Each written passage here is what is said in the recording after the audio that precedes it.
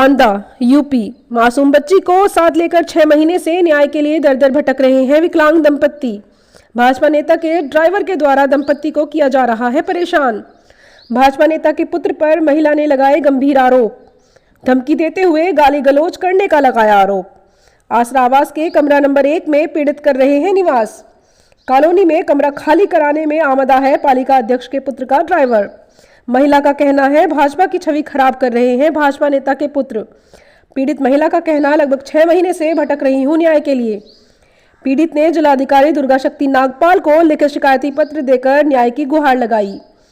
देखने लायक होगा विकलांग पति और पत्नी को क्या मिल पाएगा न्याय। मामला शहर कोतवाली के अंतर्गत आसरा आवास कॉलोनी का। संवाददाता सनम मलिक की रिपोर्ट। आइए सुनते हैं क्या कुछ कहा पीड़िता ने।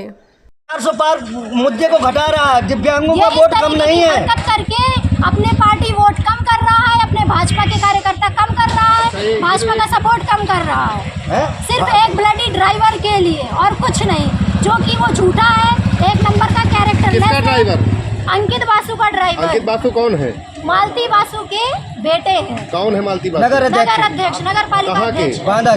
क्या कर रहे हैं ये अपने ड्राइवर के द्वारा अवैध कब्जा मेरी कॉलोनी में कराए हैं। कॉलोनियां बिछवा रहे हैं। ये क्या इनके पैसों की कमी पड़ी है? अभी आप कह रहे थे भाजपा को नुकसान कर रहे हैं, किस तरह के नुकसान कर रहे हैं? इसी प्रकार से हम राष्ट्रीय विकलांग पार्टी से जुड़े हुए, हम विश्व हिंदू महासंघ पार्टी से जुड़े हुए हैं। क्या हमारे सपोर्ट में कोई नहीं आएगा?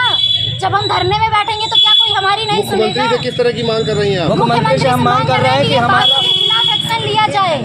ये मालती बासु, ये अंकित बासु। आपको किस तरह का खतरा महसूस हो रहा है? हमें इस तरह का खतरा महसूस हो रहा है कि अगर पार्टी की वजह से ये हमारे ऊपर जानलेवा हमला भी करवा सकते हैं और करवाने की कोशिश भी की जा चुकी है। कहाँ रहती हो? आसरावास कॉलोनी मोजा हरदौली घाट बांदा में। क्या समस्या क्यों आई हो? मैं यहाँ पर समस्या लेकर आई कि मैं और मेरे विकलांग पति आसरावास कॉलोनी में रहते हैं। उनकी कॉलोनी में कब्जा कर लिया गया सीरियल नंबर चेंज करके, और उसी ब्लॉक के 2 और कॉलोनियों में कब्जा कर लिया गया और पैसे में बेच दी गई। आपका कितना नंबर है? कमरा नंबर 1। हमारा कमरा नंबर 1 है, उसको पोत करके 3 बना लिया गया, जो उसके आवंटन में आवंटित। किसने कब्जा कर लिया? पप्पू धुरिया और राजीव धुरिया और उसकी पत्नी मोनी धुरिया। कौन है ये? अंकित बासु का ड्राइवर खास आदमी है घर का। वो ऐसे कहता है, अंकित बासु भी सपोर्ट करता है। उसके पास भी गए हम कि आप गलत कर रहे हैं, तो उसने मुझे कैरेक्टरलेस बोला कि तुम कैरेक्टरलेस हो। कौन कह रहा है? अंकित बासु ने, कि तुमने उस पर झूठा मुकदमा लगाया हुआ है। वो कौन होता है ये कहने वाला कि मैं कैरेक्टरलेस हूँ या मेरा मुकदमा झूठा? अभी कोर्ट ने फैसला भी नहीं इस चीज का किया है, तब भी वो इस तरीके के बयान दे रहा है, बढ़ावा दे रहा है अपने आदमी। उसे बढ़ावा दे रहा है, उसकी औरतों को बढ़ावा दे रहा है। उसकी औरत इतनी बुरी बुरी गालियां देती हैं, मुकदमा दर्ज होने के बावजूद गाली गलौज करती हैं, क्योंकि जानती हैं होना कुछ नहीं है। इस वजह से किसी से शिकायत करी है?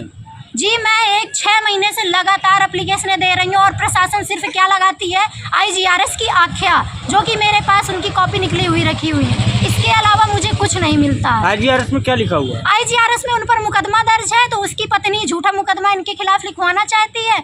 बाकी सजा उसमें 7 साल से कम है, इस वजह से हम उसकी गिरफ्तारी नहीं कर पाते हैं। ये कह रहे हैं सारी प्रशासन। न्याय नहीं मिलता तो आप क्या करेंगे? न्याय नहीं मिल रहा है, मैं अशोक लाट में धरना करूंगी। आमरण अनशन में 3 लोग हैं मेरे परिवार में, सिर्फ मेरी 2 साल की बच्ची, मेरा विकलांग पति और मैं उनका।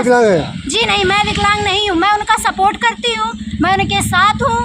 मैं उनके साथ आमरण अनशन में बैठूंगी, क्योंकि प्रताड़ित उन्होंने वैसे भी कर रखा है। इससे अच्छा मैं यहीं पर बैठूं, पर मैं न्याय की गुहार लगातार लगाती रहूंगी।